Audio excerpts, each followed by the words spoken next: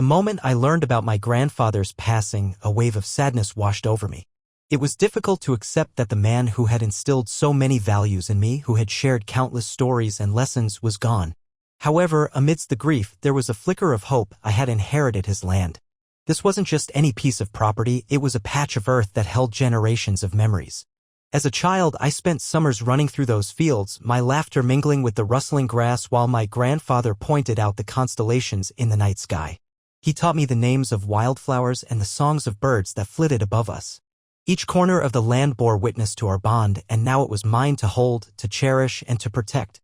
After a month of processing this life-altering event from afar, I finally made plans to visit the land that had once been my sanctuary. The anticipation bubbled within me as I envisioned standing on that soil again, recalling fond memories and perhaps even dreaming up future possibilities for how I might use it. Little did I know that my return would swiftly turn from nostalgia to confrontation. Upon arrival, my heart sank as I laid eyes on construction vehicles and workers bustling about. It wasn't just any construction, they were erecting a public school right on what I considered sacred ground. My mind raced with disbelief. How could this be happening? The land had sat idle for years after my grandfather's death, yet here was the Homeowners Association (HOA) seizing an opportunity to expand their influence under the guise of community improvement. The shock morphed into anger as I fought against an overwhelming sense of helplessness. This land was mine by law, it held both sentimental value and legal significance. My grandfather had always been meticulous about such matters, often reminding me that ownership came with responsibilities and rights. In those tumultuous moments at the site, a memory flickered back to me, my grandfather's words about having safeguards in place should anyone try to take advantage of his legacy. I realized then that he had prepared for this very scenario. With renewed determination coursing through me, I resolved to fight back against what felt like an encroachment not just on property but on our family history.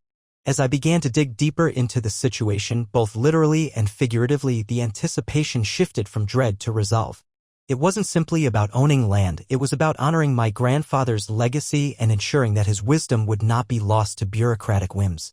The action was about to start right away, the battle for my inheritance had begun.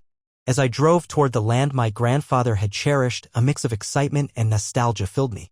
The familiar landscape unfurled before me, its rolling fields bathed in sunlight, a canvas of green swaying gently in the breeze. Memories flooded my mind, those carefree summers spent running barefoot through the grass, the laughter we shared during evenings spent stargazing. I could almost hear his voice echoing in the distance as I imagined being reunited with this beloved place again. But as I rounded the final bend leading to the property, an alarming sight shattered my anticipation. Construction vehicles sprawled across what was once a serene expanse, their whirring engines punctuating the tranquil atmosphere. Workers in hard hats scurried about like ants, seemingly oblivious to the sacredness of the ground beneath them.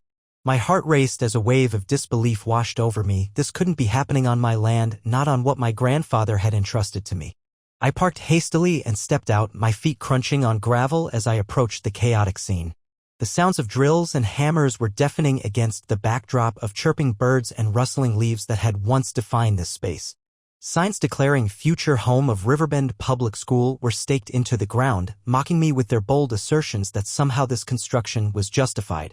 How could they dare to desecrate this land with their ambitions? Fury bubbled within me as realization dawned. The Homeowners Association was treating my recently inherited property as if it were merely an empty lot, ripe for development. They had seized the opportunity while I was away, assuming that my absence meant indifference or ignorance about what was transpiring on my own soil.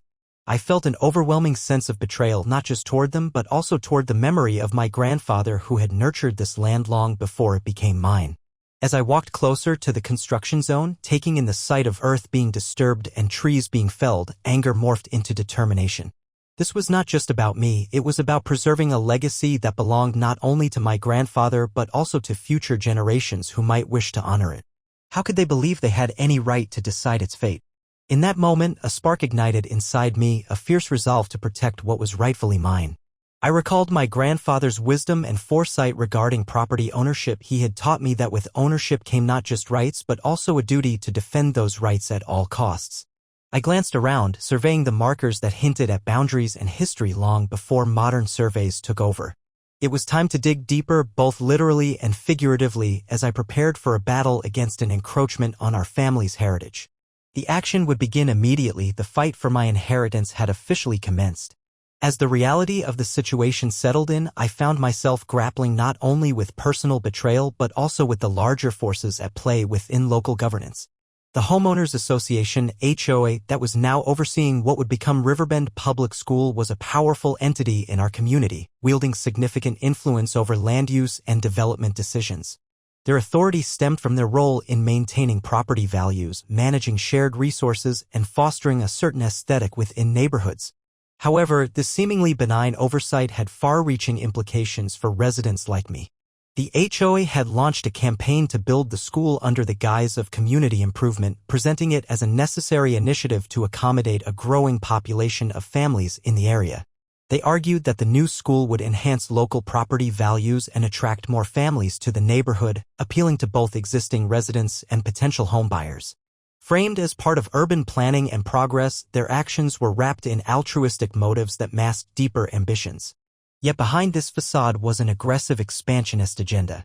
The HOA described their plans as solutions for modern educational needs. However, they seemed more inclined toward maximizing real estate interests than genuinely considering the implications for existing landowners, particularly those like me who weren't present to voice their concerns.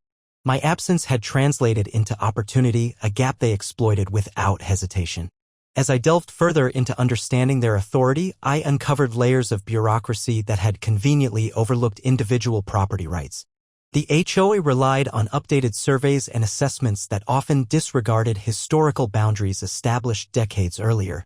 In their pursuit of growth and development, they effectively dismissed or reclassified land based on contemporary measurements that ignored the legacy etched into those fields, the very land I had just inherited.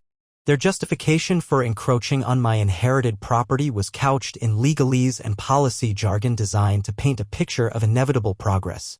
They presented maps showcasing how my land fit neatly within approved zones for development without acknowledging its historical context or its significance beyond mere acreage. This approach allowed them to operate under a veneer of legitimacy while undermining individual rights and historical ownership claims.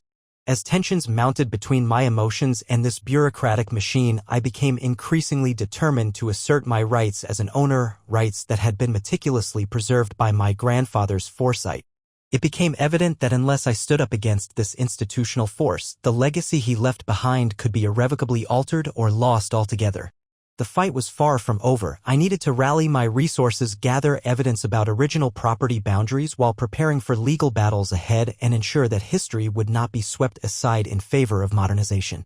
Standing firmly on my grounds, both literally and symbolically, I was ready to tackle this multifaceted dilemma head-on, armed with knowledge passed down through generations. The action would begin soon. Every moment counted in reclaiming what belonged to me and preserving what my grandfather cherished so deeply.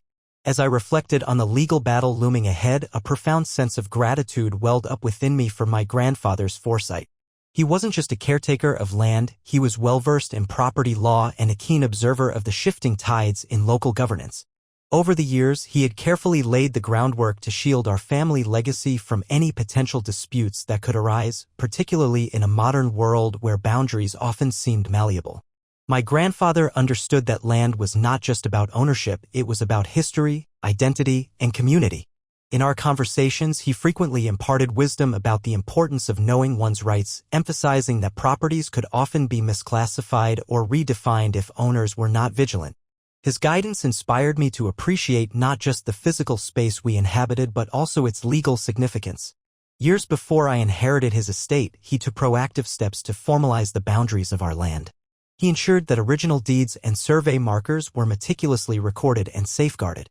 It was during one of our long discussions that he first shared his strategy and almost instinctual knowledge passed down from previous generations. He had retained not just the legal documents but an understanding of how zoning laws could shift with community agendas. While others might have dismissed this as mere bureaucratic clutter, my grandfather recognized that it was crucial for defending our inheritance. This preparation proved invaluable as I sought out those very original county survey markers from 1980 he had once shown me. When I arrived at the property with determination coursing through me, my heart raced at memories of him guiding my younger self in identifying those markers amidst the vast expanse of fields. Each stake represented a line drawn long before modern developers began their encroachments, a reminder that our heritage was secured within them. It dawned on me that his instincts regarding potential conflicts over land weren't without cause. They reflected an understanding of human nature and ambition. Many homeowners associations like the one now threatening my legacy were driven